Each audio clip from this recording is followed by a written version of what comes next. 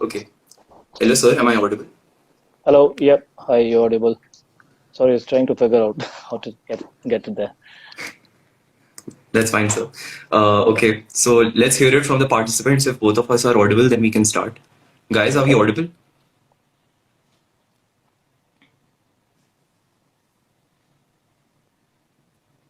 Okay. There is some delay. okay, no worries.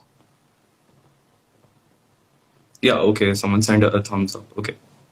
Yeah, we're audible. Okay. Welcome everyone to the second session of Meet the Mind.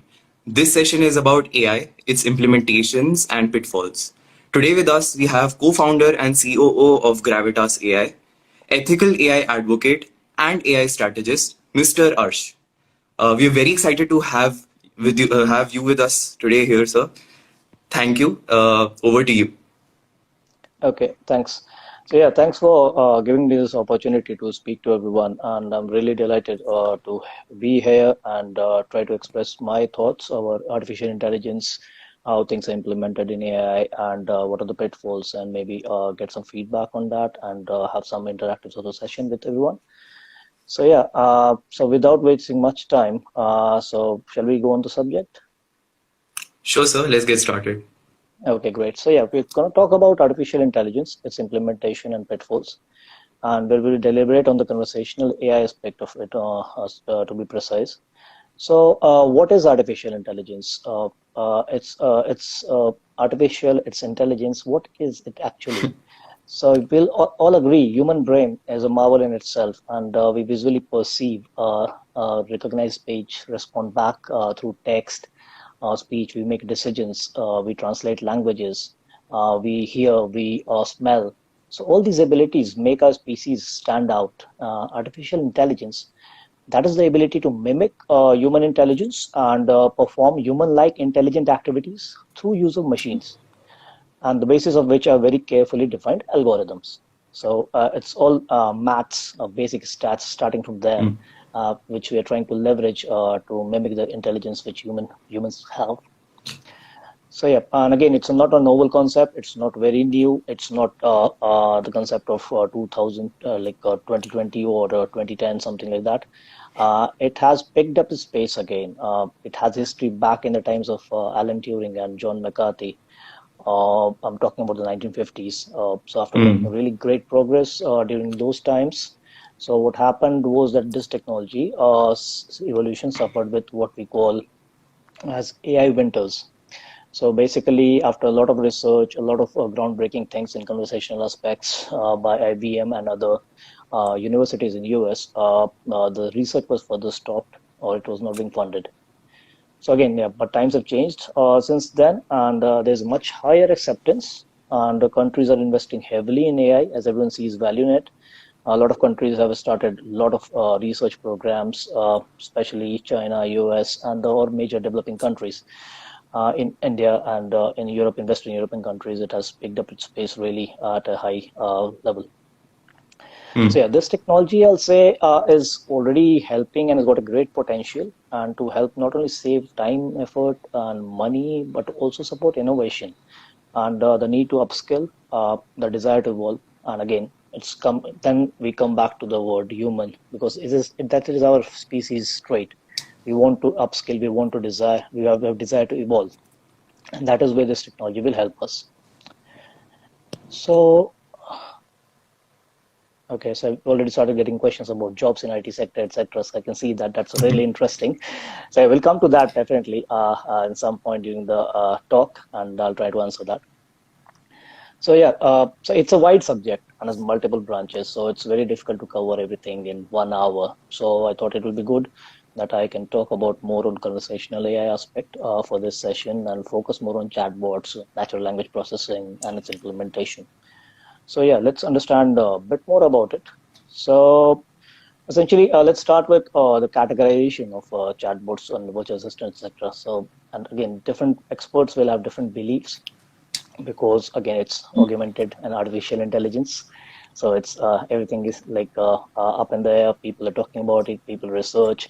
It's a technology which is coming up quite fast, and a lot of evolution is happening. It's really difficult to catch up with pace with everything which is going on in the sector. So yeah, so you must have come across a lot of chatbots, maybe on bank websites, maybe on different sort of retail websites, etc., or e-commerce or travel, etc. So yeah, and you must have come across the likes of Alexa as well. So chatbots, what do they do? They respond to questions. That is the basic answer which we give when we talk about chatbots. But some also do some process automations. So that is defining and working on the business workflows. Some do a mix of both.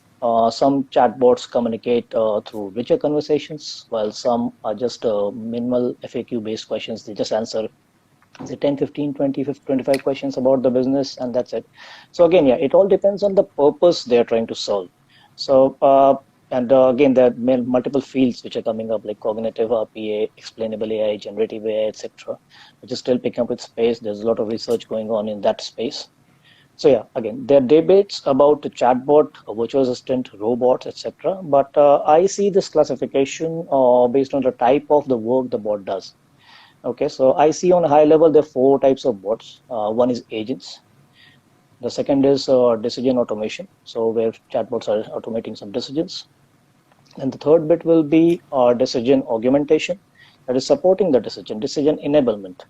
And the next one is smart products.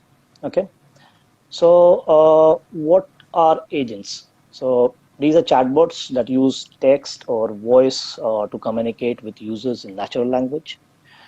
They reliably convert the spoken word into text, not just commands. So they provide accurate input for decision systems. So some of the examples, if I think of for agents, can be virtual agents, call center agents, technical support agents like IT support or HR support, or maybe any other employee assistance bot, maybe a regulatory or compliance information provision bot, or maybe a healthcare information provision bot. So that is the bot which is helping you with some sort of information, probably, and trying to get you engaged somewhere. The second category, which I see, are bots which support decision automation. So these are also known as process optimization or decision automation systems in technical language, and which use AI to automate some tasks or optimize the business processes. So some examples can be like processing of handwritten forms of images or translating voice to text and vice versa.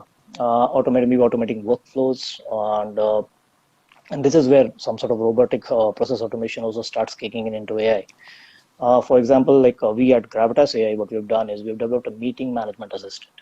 So Okay. again, what's the pain point basically? So pain point is for mid-level managers basically. So Tina, our tireless AI teammate, which is our solution, proprietary solution, can do bookings and manage meetings, which is a big Mm. pain point for mid-level managers in the organizations. So if someone is trying to find a common slot where all 7, 8 people or 10 people are required for the meeting, so it's a very time-consuming activity, and Yeah, finding an yeah. available, yeah, and at the same time finding an available room at the same time is even worse, because you may be able to get 8 people on board, get a common slot, but again, trying to find a room which has got all the equipments which are needed for that meeting, sometimes it proves a lot trickier than it seems to be. So in Mm. those cases, a lot of time is spent by a particular employee who's trying to engage that those stakeholders. So typically, I've seen like people spending 20 to 25 minutes of their time, daytime, effort time, to get this sorted. So again, yep. So Tina, what she can do is she just need your names basically. So if I want to book a meeting with myself and a couple of my colleagues, or 4 colleagues, or 10 colleagues, I just give the name of my colleagues to Tina, and she will try to find a slot which is available from our diaries, and give some information to me like, okay, you have got these 4 or 5 choices, Mm. pick and choose which one you want, and I'll send reminders, proper links, etc., to the stakeholders. And even if you want at a later stage to optimize or update or manage the meeting in some way, or maybe cancel it, or maybe update the agenda, etc., so that can be done through the bot. So essentially what we're trying to do is cutting down the effort which was required to do the whole stuff from 20-25 minutes to a minute. So that's Wow. optimization. So then we got the decision automation sort of bots. Then the third category is the decision augmentation. So by augmentation, we means assistance. Okay. So assistance and supporting in making decisions. So it's very important to enable the organizations to help save their time and effort, at the same time driving business insights out of the real user data, or maybe internal data sometimes, to optimize the process efficiency, or maybe make a connect with the customers, or drive the business decisions is very important. So these are the bots which fall into the category of those like which can do some data mining, maybe cleansing, modeling, pattern recognition, using the prediction or the classification techniques, etc., to work on some sort of models which are developed, and work through some sort of supervised and some in some cases unsupervised learning to Hmm. get the most out of the data which is in there, because essentially everything is data. Yeah. So yeah, for example, if I quote an example here, so using machine learning algorithms to understand and predict user behavior and base Hmm. business decision on the basis of same. So that is something which can be done. So if I pick one business, maybe Costa Coffee, a chain which sells beverages, snacking items, etc. in the UK. So maybe I can do what I can do for that business. I can collect all the real customer data, analyze it, and design Hmm. algorithms to predict in which time of the year a particular product, maybe a coffee or cappuccino or a cheese sandwich, is more popular or most consumed, and plan my supply chain according to the insight generated. So in this case, what I'll do is I'll plan ahead of the time. If maybe in winters I need more cappuccino, or maybe in on stores which are located on highways, I may need more cappuccino so that people can take shots and be alive during the journey and not sleep. So those sort of things can be planned out.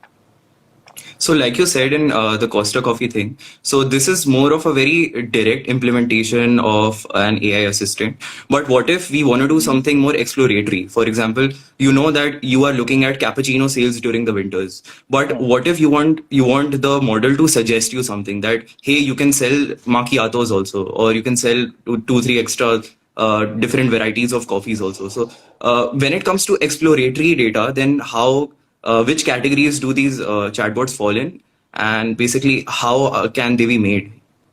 Yeah, so I'll say it falls in the decision augmentation category because we are trying to assist the business with decisions. And again, the models have to be trained in that way so that it can assist on other things. So maybe it all depends on like when you do a regression. So basically, what you do is y is a function of of x. So it can be a one Hmm. x, or it can be x1 plus x2 plus x3 with like coefficient, different coefficients, right?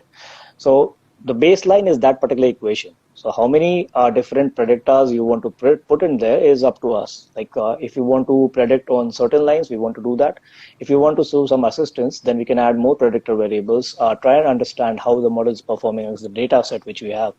And in that case, we can optimize the model, try to understand the if more technical, the coefficient, the alpha, basically Cronbach alpha, and based on that, Hmm. work on some principal component analysis and clustering techniques to understand wherein these things are falling, whether that is the right cluster which will be Hmm. clubbed should with this.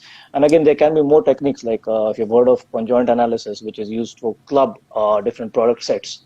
So it was started primarily in the automotive sector, but yeah, those sort of techniques can be leveraged to enrich your algorithm to start predicting about those things. I Okay, hope I've great. answered your question. Yeah. Yeah. So the earliest memory I have of a chatbot was Akinator. So as a kid, there was a website called Akinator where there Hmm. was this genie, like a chatbot genie, and you Okay. think of any pop culture character, it'll ask you 20 or 30 questions. It'll keep on asking you questions, and eventually it'll guess the character that you had in your mind. So Hmm. as a kid, I was blown away when I saw the Akinator. So which category does this fall in?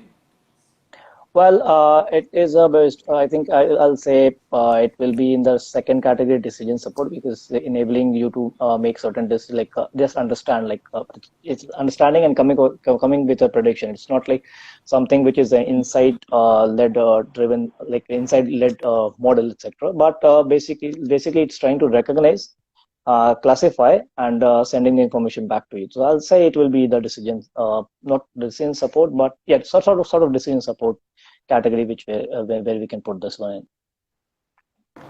Yes, sir. I think there's some audio problem from my end. Hello, Okay. am I audible? Okay, Yeah, great. Yeah, I'm able to perfect. hear you. Yeah, perfect. Okay, great. So the fourth category is the smart products. So these are like more tangible products with AI embedded into it. So they observe their users and the preferences to create more personalized interactions, improve their usefulness. For example, you must have heard about Sophia. So it's a social Hmm. humanoid robot developed by a Hong Kong-based company, and the humanoid, she can not only talk to humans about various topics, but also understand a bit of emotions. Like I've seen videos Yeah. where she was literally having a semi-romantic chat with Will Smith. So People were scared yes, when that came out. yeah. So yeah, that's the baseline. Like that is where you need to be careful about crossing the line. And I'll come about this in AI ethics section when I talk about this. Hmm. So these are the four categories which I can think of, and I classify the systems which I work on. And again, there are very different sort of interpretations of these things, and it's very subjective. Depends on like how you're perceiving the information. So after talking about this, I think it makes sense to shift our focus now towards key components of a successful AI solution. Hmm. Okay, so this is starting from scratch. What you need to do. So we all are aware of the phrase "data is the new oil." Very popular phrase. Everyone Yes. is now like, since the evolution of big data and other technologies. So I think this is the most common phrase used in every sales Yes. pitch as well. There's So actually a saying on this that if yeah, the service is free, then you are the product. yeah, you're quite Yeah. right. So I'll say it is the primary need. As without data, what will the machine train on? So yeah, I've got the data. What next? The general perception is data cleansing. Just clean the data. But I'll say, Hmm. wait, you may know that the high level scope of the project, that, okay, for this particular project, I need this sort of data. But at this stage, it's important to retrospect and understand that do you exactly know what data is required or what is not, what should go out, what should remain there. So yeah, I think before data cleansing, there's a very important step while implementing AI solutions is to do the preliminary user research with real users, a set of real users, and try to understand what is the actual need of the project, what is required to augment the human intelligence to meet the specific needs of the real user for that particular project. Hmm. Okay, so once you're done with your user research, proceed with data cleansing and curation of data in formats required for training the machine. And once that is done, so we can start working on your AI solution. But at this stage, we do need to define the work completely and finish it in one go. So do we need to do that? So again, I'll say no. Work towards proof of concept first. So Hmm. once you have done the data cleansing, you've done the user research, cleanse the data, you have got your ammunition ready to fire the AI power. So now work towards proof of concept. Try to develop a proof of concept, which is important and it's very important to work on three key aspects where you're developing the proof of concept. So one is the tone of voice of the solution which you're going to implement. So again, I'm coming Hmm. from the outside perspective, so the perspective which focuses on the customer experience side. So the tone of voice which users will like to hear, or sometimes organization may have preferences in the way they speak because there's certain brand guidelines and policies and procedures to be followed. So based on your audience and use cases, in certain cases you may want to be very soft. In certain cases you may have to be definite about your answer. Okay, Hmm. so consider the tone of voice which you want to implement, think about it, and while curating the content, curate the content in such a way that it actually resonates with the content tone of voice which the organization is trying to implement.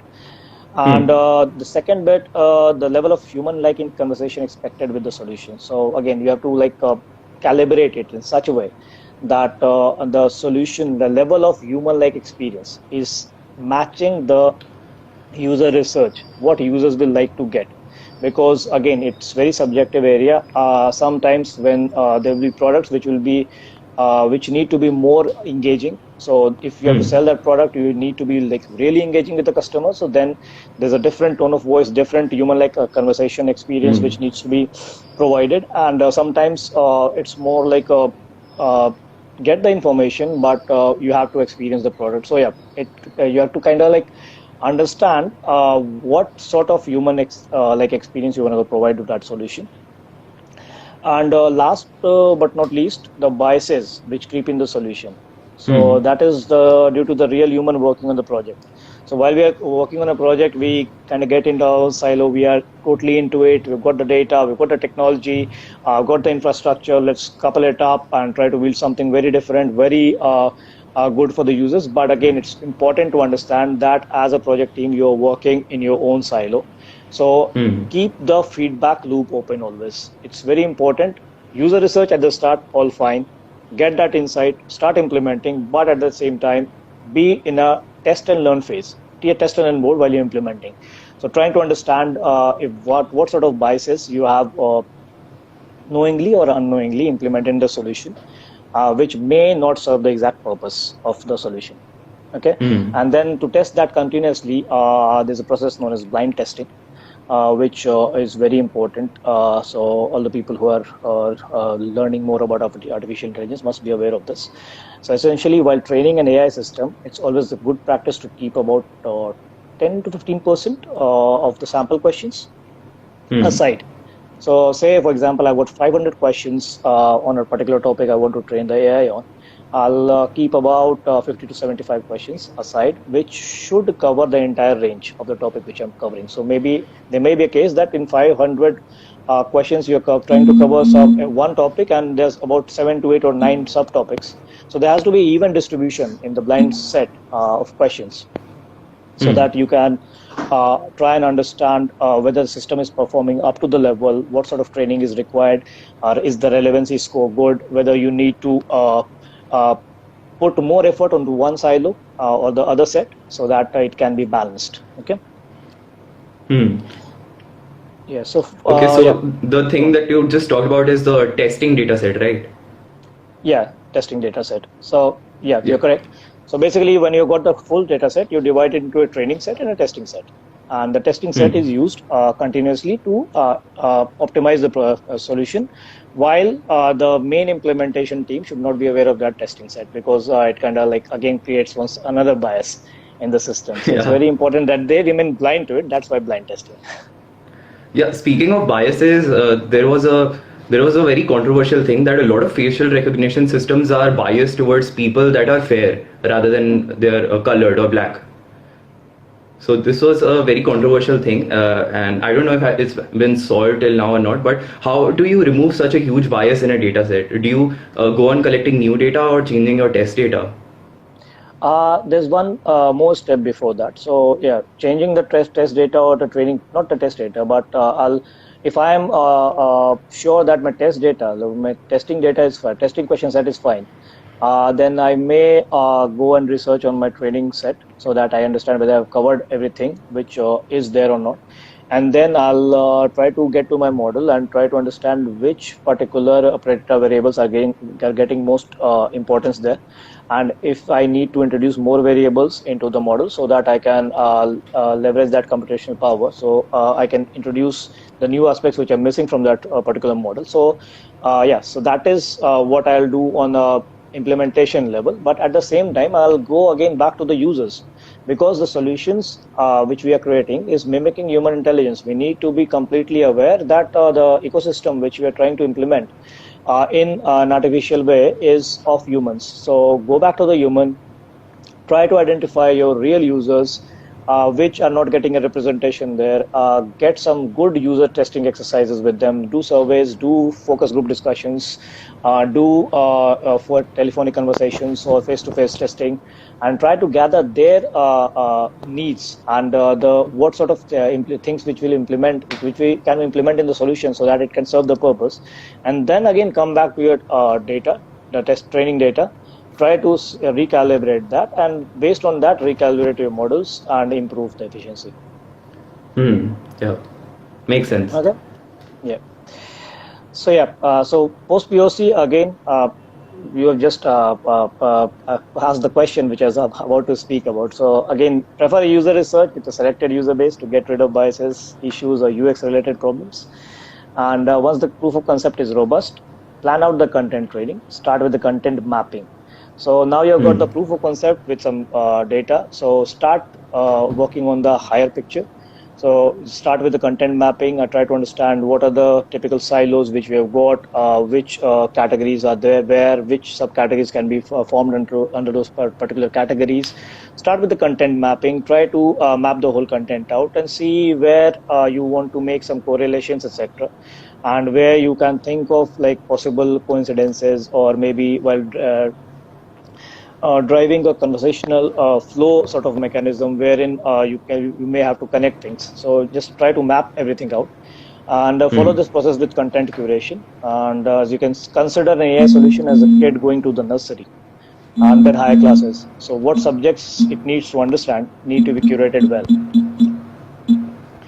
So Yeah. yeah, pre-delivery, it is again suggested to go again for a user research. So before going live, again, go for a user research, implement its findings to get rid of biases, errors, if any. And you can opt for different channels again for the same thing. So yeah, so now we have got the solution ready. We've done the user research, found out things, and again implemented the solution, and it's ready to go live. So, but the journey doesn't finish here because it's again more connected to with humans. So uh, get it live, but at the same time keep monitoring. Try to understand and analyze the conversation logs. It's very important in the first few months at least to get rid of all the issues which you're facing from a conversation point of view. And at the same time, there can be some sort of red flags, I'll say.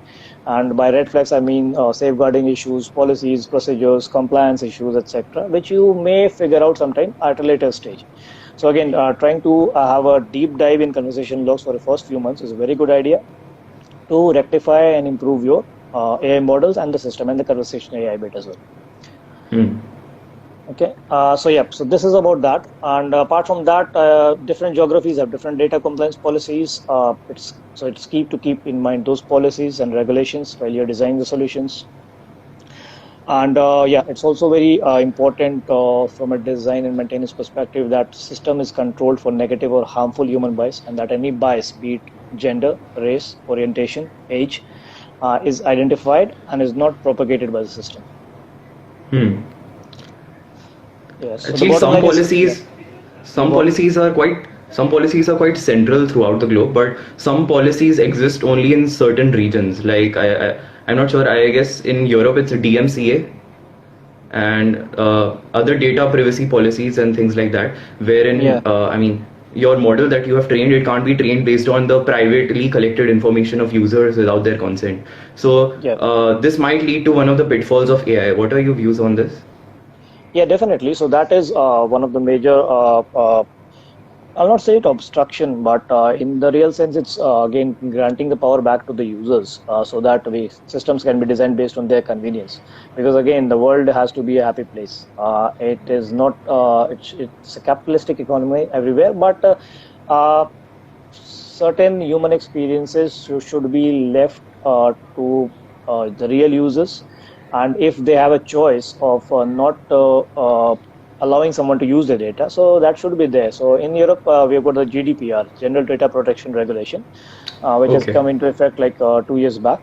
And it's a robust regulation. It's not a law yet, but it's a regulation which is pretty important and is adhered by all companies over here because the fines are really hefty. It's to the tune of 4% of your revenue Oh if my you're God. found breaching it. So yeah, the companies are really very like they consider each and every solution which is getting implemented in Europe and UK is thoroughly going through that. And again, it's good and not very difficult to implement because you are gonna take preferences from customers, try to understand what their needs are. And again, there's one benefit of it as well because we talk about the regulation blockers, but there's a big benefit that you're connecting with the customers. Because if, for say, if I'm trying to connect to a business and they hear me immediately and remove my data or maybe update my data, so that will be a long lasting memory in my brain, in somewhere in my subconscious mind, that okay, this company is listens to the users. So the next time when I go to them, so there'll be already a positive brand bias in my mind, right? Yeah. So yeah, the bottom line is technology must not be used for wrong reasons.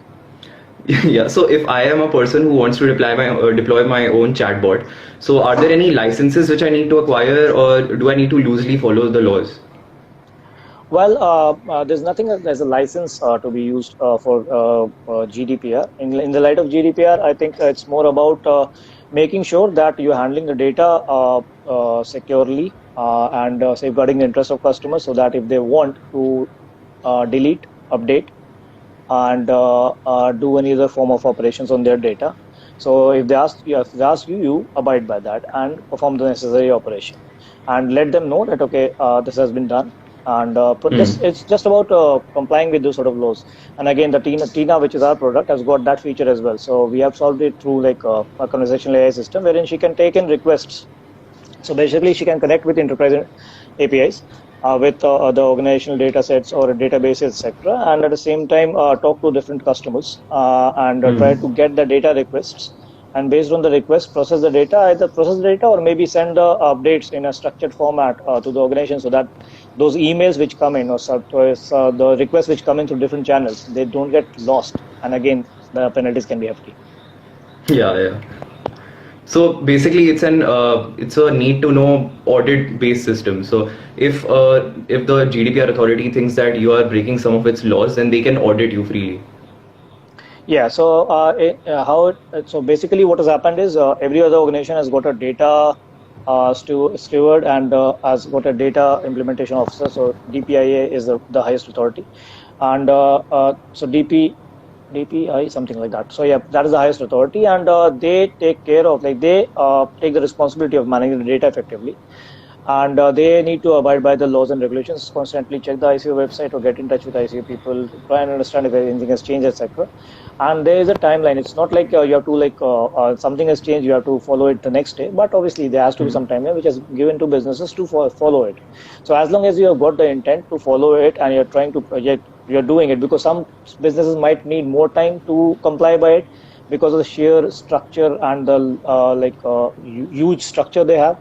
So, or sometimes some businesses are huge, but they are not so processed in terms of their data Hmm. journeys. So ICO. So yeah, these regulatory authorities do take care of these sort of things, but at the same time, slowly it has to be implemented. Again, mostly, I think everyone in the UK and Europe has abided by it. Hmm. Yeah. So yeah, we've talked about implementation of AI, but is it of any real benefit? So let's try to understand the benefits in a bit detail. So yeah, again, Okay. a revolution which has the potential to take our productivity notches up. Definitely, we at Gravitas AI, we work towards it, and we have created a lot of products which optimize the productivity apart from delighting the customers. And again, it's all about because we humans as a race are very smart, but we have certain Hmm. limitations. Okay, we need to take rest. Okay, we need to stop working sometime. We can't work continuously for 24 hours, 7 days, and sometimes we need to transfer our work to someone. So if there's a need for 24/7 involvement to get the activity going, and we can communicate on a scale but not converse on a scale. So when I say converse at a scale, that we can't keep on doing two-way communications throughout the day. So Hmm. again, apart from that, there are a lot of limitations which we have, but yeah, we've got a very smart brain, we have built AI. Okay, so Yeah. yeah, bots which can even partially or to large extent mimic human intelligence, so they can definitely help us, but how? So yeah, an AI solution is available 24/7. They don't need to take rest. They Hmm. don't need a rota of shifts to keep continuous activities going on. I just deploy a bot, it will keep on running, keep on running, keep on running. And it's not only a 24/7 technology, but it's again a two-way conversation, because that's where the human connect comes in. So if I, as a user, go on a website, I try to browse something, it's a huge website, 7,000 pages, I'm not able to find things, I get frustrated, I come back. But again, Hmm. what if a bot is there on the website of the 7,000 paged website? I just go to the bot, ask my question, it gives me an answer, I'm satisfied, happy with the brand, repeat customer coming again. Okay. So yeah, so that is that. And when I'm talking about, it can do those two-way conversation at unimaginable scales. And when I say unimaginable scales, I'm not only talking of thousands. It can be millions of conversations all at the same time with different users through one bot, which a Hmm. human can never think of doing. Okay, so it's all about assisting the humans in doing certain things and improving productivity, etc. So yeah, and the knock-on benefit which I see is the scope for upskilling and time to think about innovation. So the amount of time we save from these BAU activities can be easily transferred for upskilling and concentrating on future innovations. And I see that as a continuous cycle of evolution, because that is something which will keep going on. Technology will improve, we will adapt to it. We have seen a lot of revolution since last 40, 50 years in the space of technology. So again, now I think it's a perfect setup now to talk more about the question which popped up right at the start about loss of jobs, because we are talking about evolution now, Yes. right? So, and there's a growing concern, and we can see right at the start of the session that will technology eat up jobs in IT or any other area? Yeah. Is AI a real threat? I'll say no, but we need to be ethical in its implementation. And I completely understand this concern, because it's natural to have it. We are evolving as a race. We have seen astonishing changes over the course of time, and each major change which has happened in due course has brought a change in our behaviors, patterns, ways of working has taken us miles forward. And well, I'll not go really deep into the history, but to touch upon a few things in the IT world's history.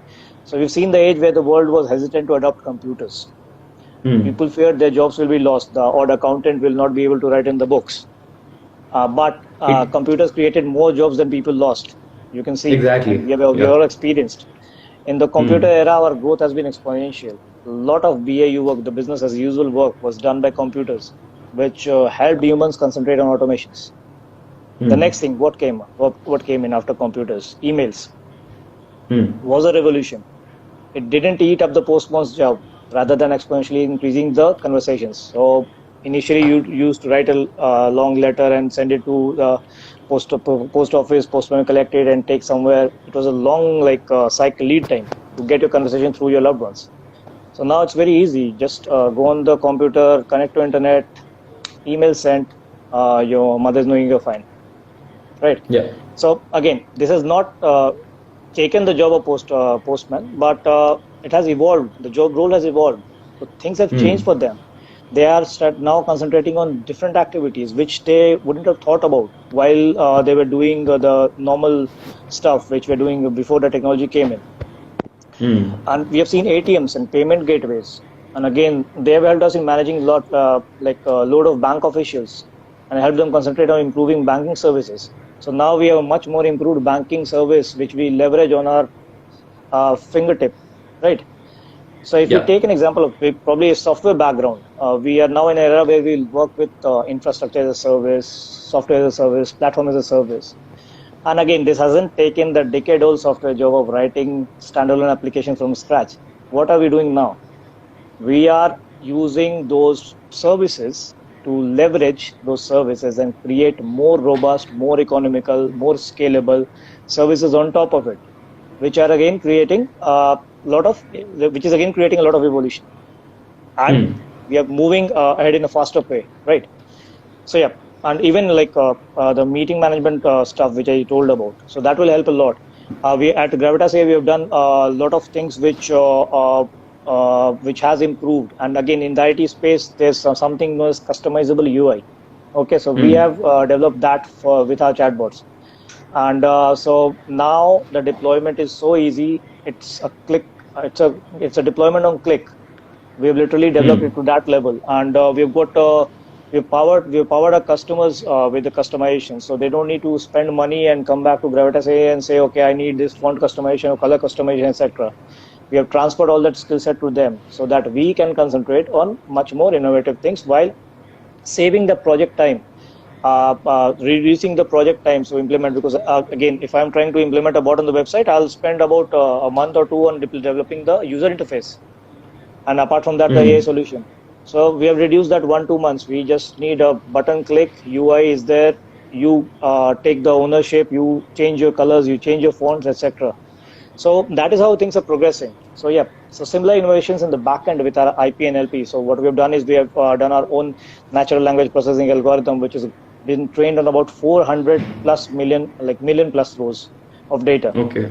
and that paraphrases very effectively to the tune of like 70 to 80% before sending things to the NLU engine to try and understand and get an AI response. We paraphrase it before that, so that we can get the maximum input in minimum time, because we, before sending to energy engines, we are knowing what is the meaning of that sentence, and that is how we Hmm. are progressing. So yeah, again, uh, the essence is that it will seem that AI is an augmented or artificial intelligence. It will take up jobs, but it will not be the case, because you will have new skill sets.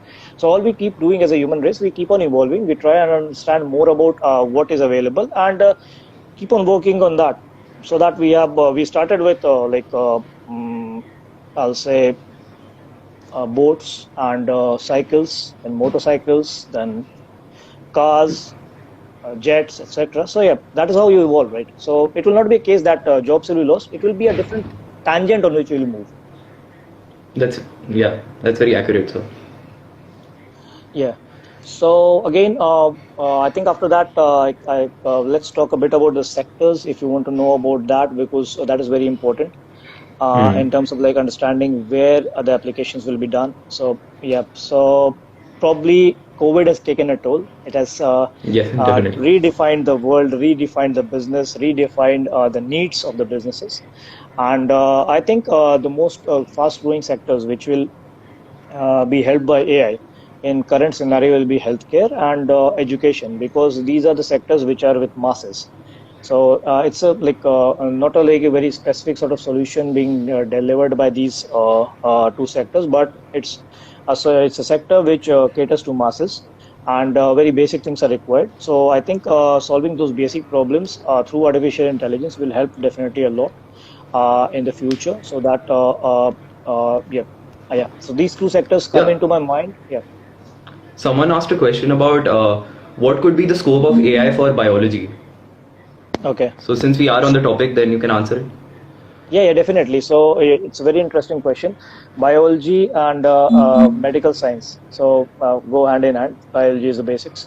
So yeah, definitely a lot of things can be done, not only from a conversational perspective or helping the hospitals or the doctors or the clinics, etc., through conversational systems which can help engage patients or provide information to patients or people who are friends and family of patients, but also a lot of research can be propagated through artificial intelligence, wherein machine learning models will be very helpful and have been helpful in the COVID research as well. So, researching Hmm. about the drugs, researching about human anatomy, researching about uh, the environment which is near to us, how it's evolving, how things are changing.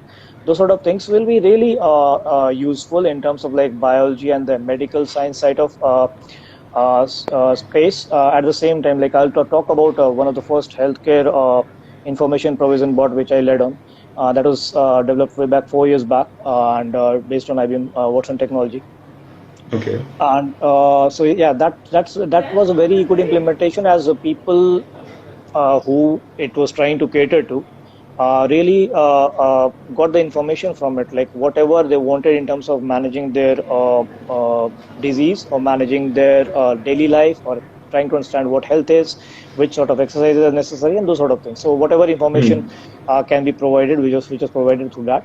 So yeah, again, there are different strands which biology opens up. One is the conversational aspect, which can help the customer experience, not say customer experience, the patient experience for hospitals and through hospitals and other such institutions. And at the same time, the second aspect is providing health information to the needy in an easy way, and not being the doctor. Again, this is again not crossing the line of the AI ethical Yeah. line of getting into the doctor space and trying to say, okay, you have got this, but being suggestive, being not even suggestive, being informative in that space. And the third strand is using the machine learning techniques to identify things, to analyze things, to improve models, to do more research. So yeah, research is a very big space in biology and the healthcare sector.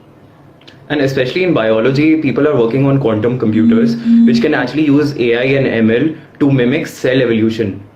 So the Yep. cell cycle, that is quite amazing.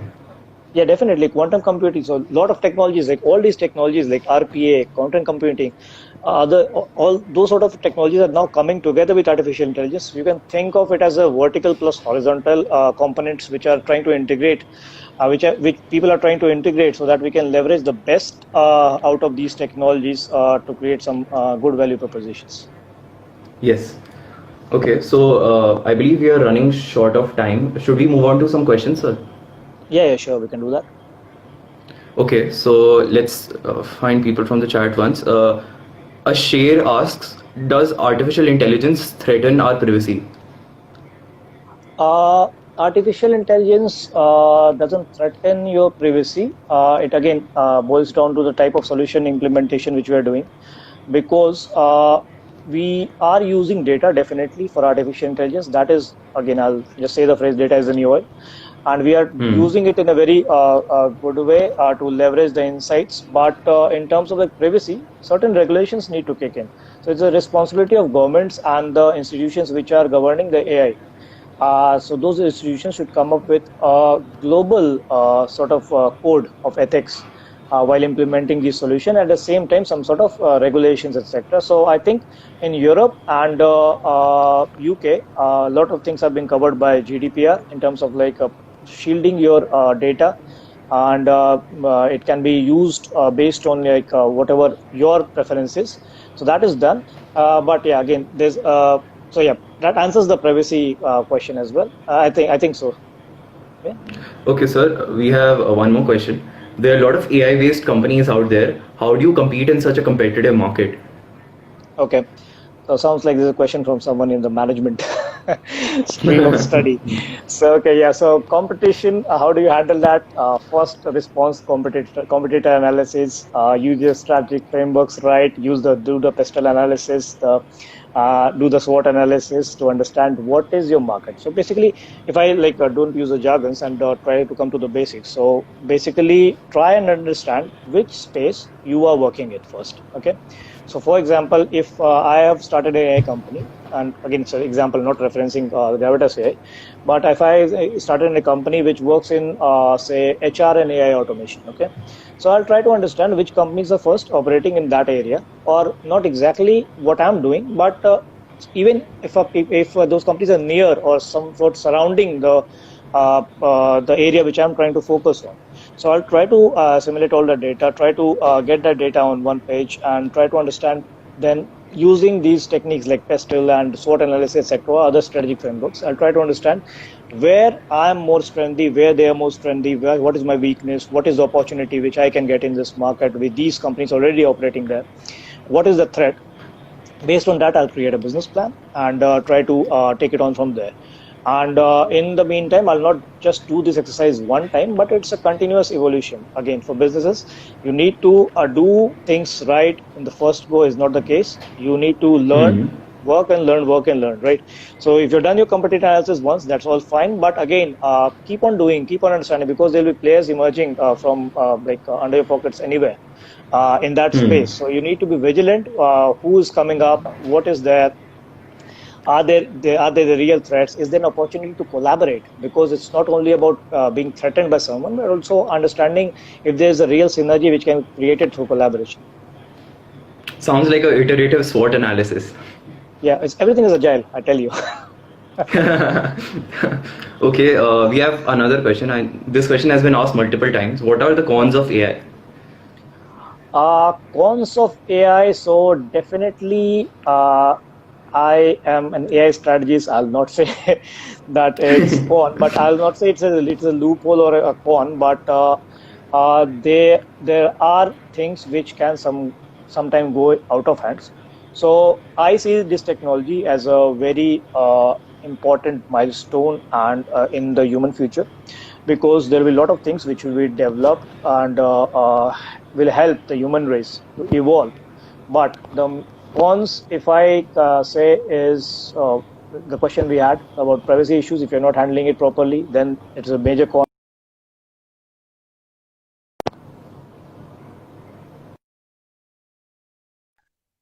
The second one, which I'll say, ethical side of it. So understanding the limitation. where you should stop while implementing a solution is very important, because there can be fine lines wherein you sometimes cross and try to develop something which is very interesting, but at the same time will not exactly resonate with what the world needs. Okay, so say a highly emotionally intelligent bot which can perform super actions. If you are Hmm. developing something like that, then you need to be really careful how much of EQ you need to provide to that bot, because it may sometimes regenerate things based on the type. If you have done it very very proficiently, then supervised unsupervised learning is there, and the bot can really learn a lot of things from itself. Then there's a chance it may go out of hands, and that has happened in few cases. I'll not name companies, but if you browse through internet, you will see multiple examples of bots getting out of the way, and they have to shut the implementation. I think it boils down to the people who are programming the bot when it comes to cons of AI. Hmm. Yeah, I'll not say that boils down to only people are programming, because they are the brains, and so there are multiple stakeholders multiple stakeholders while developing a solution. It's the developers, it's testers, and then the business people who are trying to implement a solution. So yeah, again, it's a collective responsibility of everyone to implement things, and at the same time, collective responsibility of the government as well, and the institutions which govern AI throughout the world, like organizations which really care about AI, and lay out some strategies in different government departments or privately. Okay, that's good to hear. We have another question. What about the ethics that is related to something like Google's virtual assistant?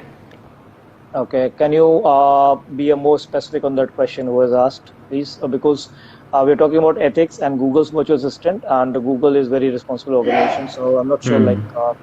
what if you can just pop in elaborate a bit on that, please.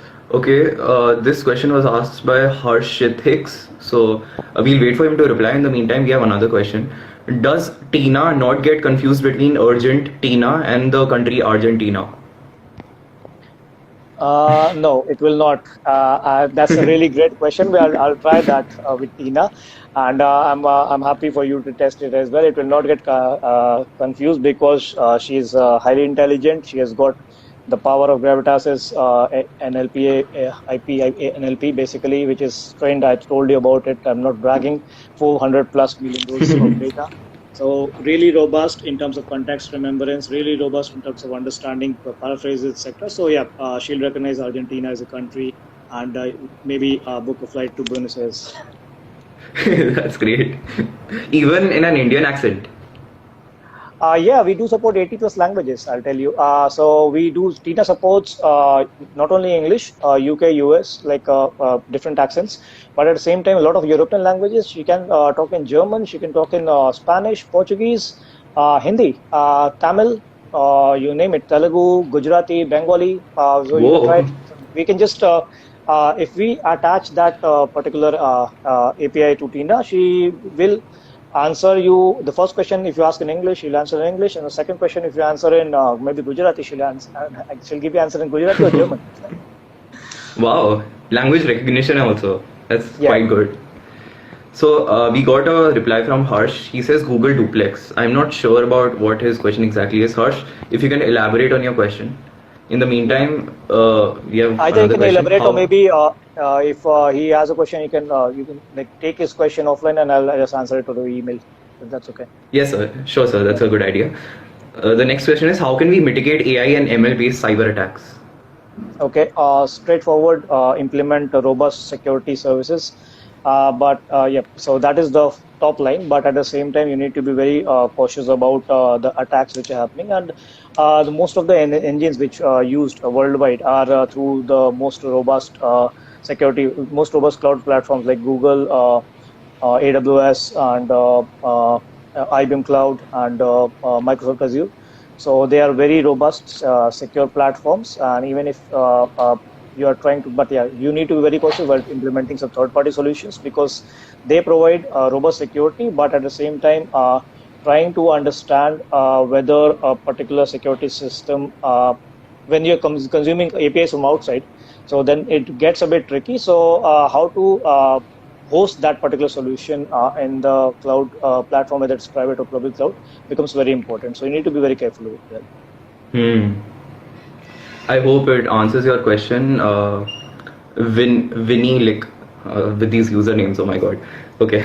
Yeah. We have one more question from. Okay. Okay. How can AI affect jobs in the management sector?